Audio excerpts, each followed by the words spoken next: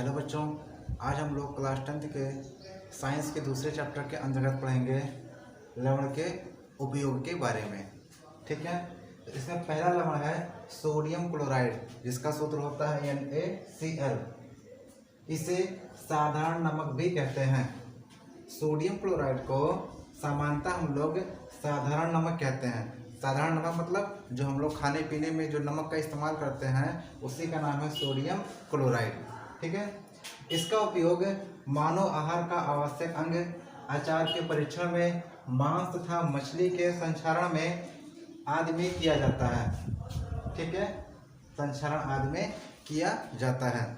देखिए, जो हम लोग अगर ध्यान दें तो हम लोग रोजाना भोजन के रूप में कहीं ना कहीं नमक का इस्तेमाल करते हैं। जब भी हम कोई कुछ बनाते हैं, दाल बनाते हैं, सब्जी बनाते हैं, ठीक है, या कुछ मांस बनाते हैं, अंडा बनाते हैं, ठीक है, जो कुछ भी हम लोग बनाते हैं उन सभी में नमक का एक महत्वपूर्ण हिस्सा होता है। ठीक है, कहीं ना कहीं नमक उसमें पड़ता ही पड़ता है। तो यही दिया है कि मानव आहार का आवश्यक अंग होता है सोडियम क्लोराइड।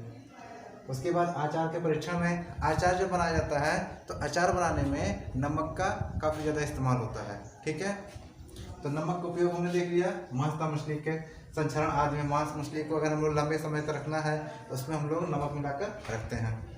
अगला है, दूसरा लवण है सोडियम हाइड्रोजन कार्बोनेट। इसको हम लोग सोडियम बाइकार्बोनेट के नाम से भी जानते हैं। इसका सूत्र होता है NaHCO3। इसे हम लोग खाने का सोडा भी कहते हैं। इसे हम लोग खाने का सोडा कहते हैं। इसका उपयोग बेकिंग सोडा बनाने में, औषधि बनाने में, अमाशय की अम्लता दूर करने में, जैसे कि इसका उपयोग अगर देखा जाए तो पहला उपयोग तो यही है, इसका उपयोग बेकिंग सोडा बनाने में किया जाता है। ठीक है, अगला है औषधि के रूप में। जितनी कई औषधियाँ होती हैं जिसमें हम लोग सोडियम हाइड्रोजन कार्बोनेट का इस्तेमाल करते हैं। अमाशय की अम्लता दूर करने में, जब हमारे पेट में किसी प्रकार का एसिडिटी हो जाता है तो वहाँ इसको दूर करने में सोडियम हाइड्रोजन कार्बोनेट का इस्तेमाल किया जाता है। अगला है, तीसरा लवण है सोडियम कार्बोनेट। इसका सूत्र होता है Na2CO3 × 10H2O। इसे हम लोग धावन सोडा भी कहते हैं। सोडियम कार्बोनेट को हम लोग धावन सोडा के नाम से भी जानते हैं। इसका उपयोग अगर देखा जाए तो कांच उद्योग में होता है। सोडियम कार्बोनेट का उपयोग कांच के उद्योग में होता है, कपड़ा उद्योग में होता है, और कपड़ा धोने के पाउडर बनाने में भी इसका उपयोग किया जाता है। ये काफ़ी महत्वपूर्ण है सोडियम कार्बोनेट। इसको आप लोग याद रखेंगे। इसका हम लोग धावन सोडा के नाम से भी हम लोग जानते हैं इसको। अगला है पोटास एलम। इसे हम लोग फिटकरी भी कहते हैं। इसका सूत्र होता है K2SO4 × Al2SO4 का होल थ्राइस × 24H2O। ठीक है, potassium sulphate, aluminium sulphate × 24H2O।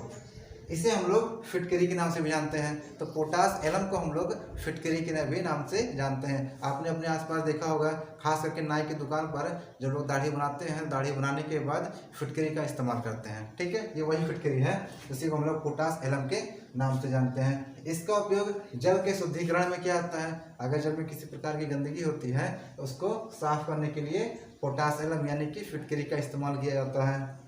रक्त का थक्का बनाकर बहते रक्त को रोकने में किया जाता है। जब कहीं पर कट जाता है, वहाँ से खून निकलने लगता है, तो उस जहाँ पर कटा रहता है वहाँ से अगर खून निकल रहा है तो उस खून को रोकने के लिए फिटकरी का इस्तेमाल किया जाता है। वहाँ पर फिटकरी लगाकर इसे रगड़ देते हैं और वहाँ से खून का बहना रुक जाता है। वही दिया है, रक्त का थक्का बनाकर बहते रक्त को रोकने में किया जाता है पोटास एलम का उपयोग। अगला नंबर दिया है सोडियम स्टेरेट। इसे हम लोग बोलते हैं साबुन के भी नाम से जानते हैं। सोडियम स्टेरेट को हम लोग साबुन के नाम से भी जानते हैं। इसका सूत्र क्या होता है C17H35COONA। और इसका उपयोग अगर देखा जाए तो नहाने और कपड़ा धोने के रूप में किया जाता है, क्योंकि एक प्रकार का साबुन है, तो इसका उपयोग नहाने और धोने में किया जाता है। यहाँ पर हम लोगों ने 5 लवण का उपयोग देखा जो काफ़ी महत्वपूर्ण था आपके सिलेबस के हिसाब से। आप लोग इसका स्क्रीनशॉट ले लीजिए और इसको अच्छे से तैयार कर लीजिए।